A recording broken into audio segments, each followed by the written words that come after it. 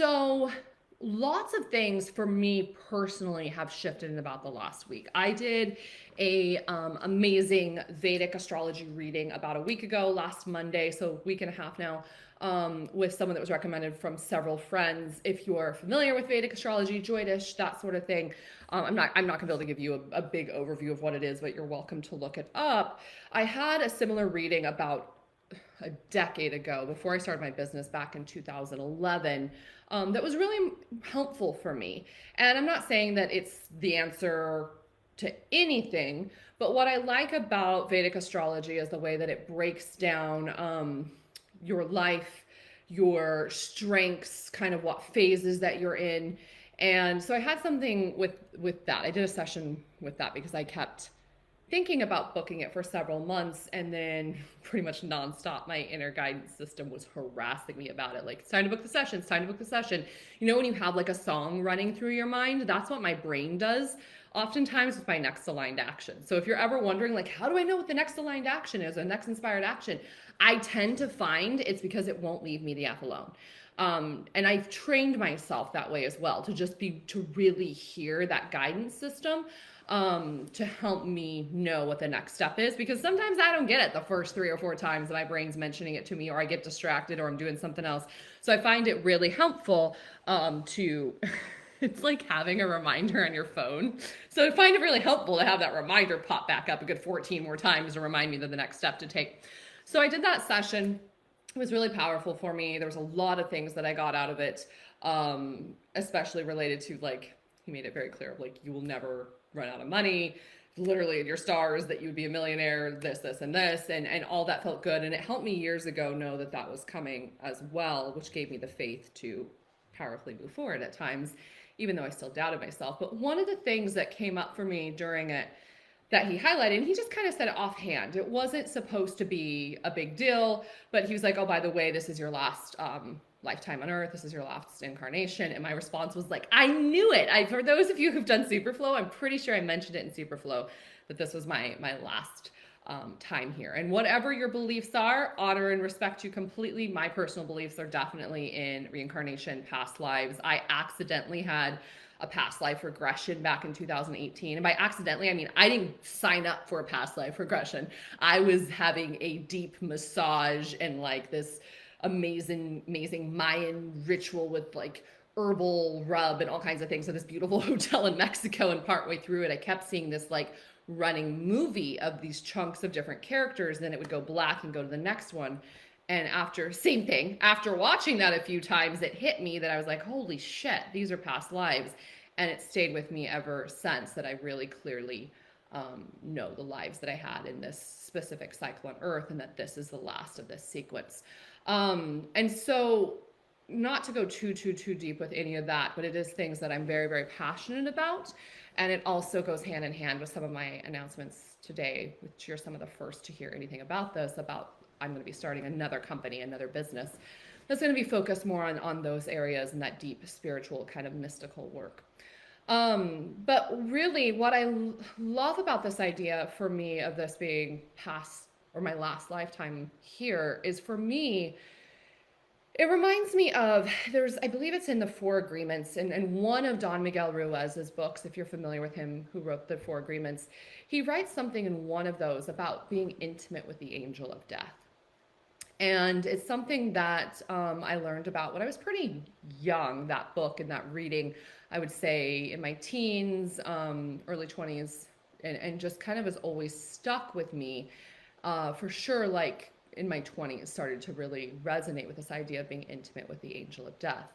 And when I say that, what I mean is, a lot of times, especially in modern Western society, we completely ignore death. And then it's as if we're surprised by it. And I find that by being intimate with the idea of death, that it actually helps me to live more free and be more present in my life, because it helps me not take for granted every single day and every single breath. And so when I first, on this session about a week and a half ago, when he mentioned, this is your last incarnation on Earth, like my first thing was like, I knew it, I was right, yes, like feeling that like confirmation around that. But as it settled in through the rest of the day, it brought tears in my eyes multiple times. And you can ask my mastermind clients, I left them a special message about all of this. If you're not familiar with my mastermind, I'm in touch with them pretty much daily, Monday through Friday, answering their personal questions in that space and sharing my own breakthroughs or tools or techniques that I'm finding to be really powerful directly with them. And just message me if you're interested in mastermind details. It'll be opening again towards the end of this month with some special bonuses. But I shared a little bit with them, and on the message, the voice message that I left for them, I broke down in it, and it would happen into tears. And it happened to me multiple times anytime that I would tell someone about this, because I have such a deep love of life on this planet and of humanity. And I love humanity, and I love getting to help people remember who they truly are and find and discover that inner freedom and navigate the demons and when I say demons, I don't mean actually like devils and stuff like that. I mean, I think that hell is what we create. Heaven and hell are available on this planet by all means, and you create them with your thoughts and with your mind. Many of us have lived many days in a self-created hell. And so it's my absolute honor to get to support people in creating that experience of heaven on earth, especially in their own minds. And what I love about this idea of this being my last lifetime and incarnation on earth, and also around being intimate with the angel of death, is what it does is it gives me a strong foundation of powerfully moving forward on my aligned actions despite the fear. It helps me live a fully unleashed life. And I'm sharing this because I want you to get really honest with yourself around where are you ignoring that life is happening now and in this present moment. Like if you see those questions all the times, or the song like live like you're dying, or you see it in movies. And I hope all of you have many, many, many long, joyful, expansive years. But I also think that there's such power in living life in the present moment. Because if I know that this present moment is a gift and more is not promised, then I live full out in every moment. Then I show up and I speak and I write and I create unapologetically. I eat the cupcakes and do the cartwheels and wear the yellow pants as my pillow about falls out of my chair here. That would have been awesome if I kicked my leg up and I just go whoop. And also, like, if something like that was to happen, I would laugh about it. Like, I approach life with glee and delight and playfulness and insatiable curiosity. I was just talking to Luke about this at lunch. I have an insatiable curiosity about everything. And I think that it's this approach to living in the present moment and being intimate with the angel of death that makes me so present in the now and so in love with life, no matter what's going on.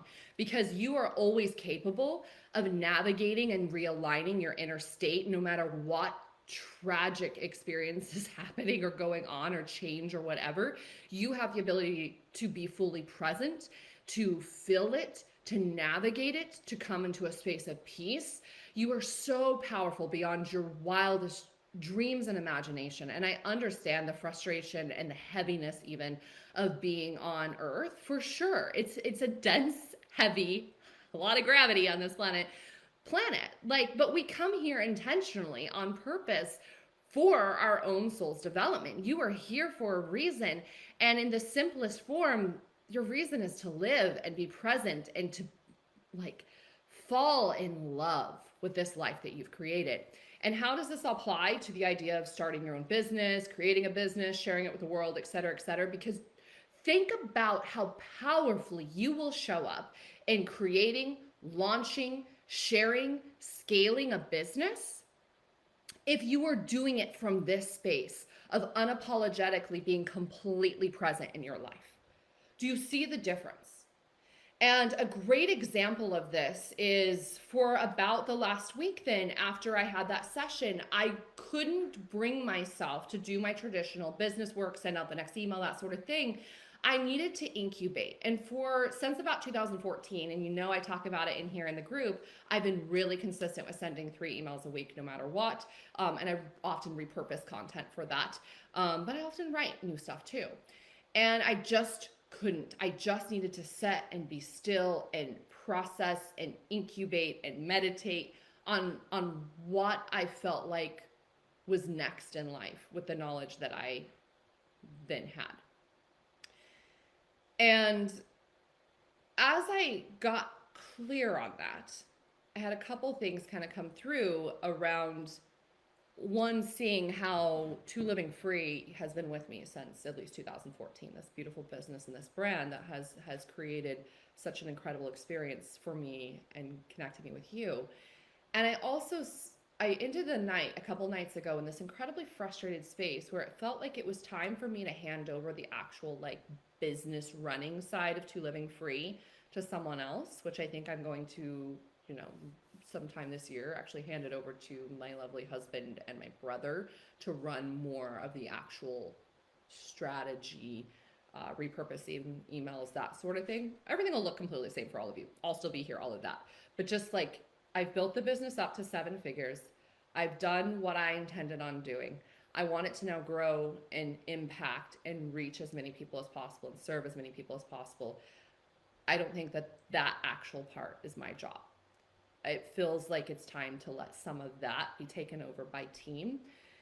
And where I was getting frustrated is it felt like that part was true, but it also felt like I was wanting this high level, deeply mystical opportunity to work with those who want to dig more into how life actually works, and this idea of what happens in between lives or after your current life, and also how do you create truly the experience of heaven on earth now, remembering what that infinite space is like and being able to create it for yourself here now, emotionally, mentally, physically, and yes, materially and financially as well.